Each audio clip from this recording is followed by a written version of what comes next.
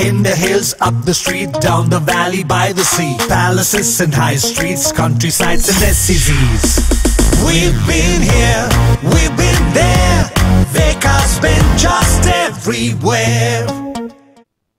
నాగావళి నది శ్రీకాకుళం జిల్లా ప్రజలను వణికిస్తోంది. వరదొస్తే నదీ తీర ప్రాంతాలు గలగల్లాడిపోతున్నాయి. వరద ఉధృతికి పొలాలు, తోటలు, ఇళ్లు కొట్టుకుపోతున్నాయి. కళ్ల ముందే పక్కా నిర్మాణాలు కూలిపోతున్నాయి. ఏళ్లు గడుస్తున్నా తమ సమస్యకు పరిష్కారం దొరకడం లేదంటున్నారు జిల్లావాసులు. శ్రీకాకుళం జిల్లాలో నాగావళి నది తీర ప్రాంత వాసులను భయపెడుతోంది. నదికి వరదలు వచ్చినప్పుడు బిక్కుబిక్కుమంటూ కాలం గడుపుతున్నారు జనం. ఎప్పుడేం జరుగుతుందో కూడా తెలియని పరిస్థితి నెలకొంది. తీరం తరచూ కోతకు గురవుతోంది. దీంతో తీవ్ర భయాందోళన చెందుతున్నారు స్థానికులు. శ్రీకాకుళం పట్టణం మధ్య నుంచి నాగావళి ప్రవహిస్తుంది. రెండు వైపులా కట్టడాలు ఉన్నాయి. లోతట్టు ప్రాంతం వైపు డైవర్ట్ తీసుకోకుండా నదికి రక్షణ గోడలు నిర్మించారు. అయితే కొన్నేళ్లుగా వరద ఉధృతి ఎక్కువగా ఉంటుంది. పర్యవేక్షణ కూడా లోపించడంతో రక్షణ కోసం నిర్మించిన గోడలు కూలిపోయాయి. ఫలితంగా ఇప్పుడు తీవ్ర ముప్పును ఎదుర్కోవాల్సి వస్తోంది జనం.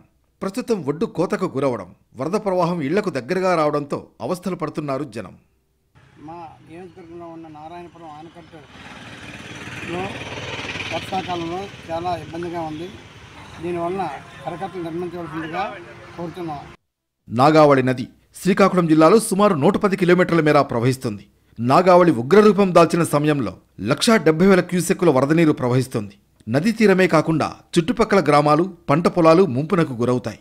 ప్రతి ఏటా వరదలకు అన్నదాతలు కుదేలైపోతున్నారు. అయితే పంటలు పోయినా బాధపడడం లేదని, ఇళ్లు కూడా కొట్టుకుపోతున్నాయని అంటున్నారు రైతులు.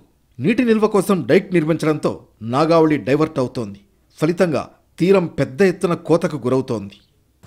ఎప్పుడైనా వరద వచ్చేటప్పుడు మా గ్రామం ముంపుకి గురవుతుంది. దానికి ఎంతవరకు నాయకులు కొద్దిగా ఆలోచించి పరిష్కారం చేయాలి. దానివల్ల వాటర్ రిసోర్స్ అనేది మాకు ఎటువంటి అంటే మా పంట పొలాలకి రాకపోగా వరద మాత్రం బాధితులు మేము అవుతున్నాము. ఈ వరద బాధితులని వరద ముంపు నుండి మాకు ప్రొటెక్ట్ చేయాలని నాయకులకి, అధికారులకి కోరుతున్నాము. నాగావళి కోతకు గురి కాకుండా గత ప్రభుత్వం ఇసుక బస్తాలు వేసింది. ఎండావానాల ధాటికి ఇసుకంతా కరుగుతూ వచ్చింది. ప్రస్తుతం వరదలు ప్రారంభం కావడంతో వరద మళ్లీ తీరం వైపు వస్తుందని ఆందోళన వ్యక్తం చేస్తున్నారు. ఇప్పటికైనా శ్రీకాకుళం పట్టణంలో ఇరువైపులా పటిష్టమైన కాంక్రీట్ వాల్ను నిర్మించాలని కోరుతున్నారు.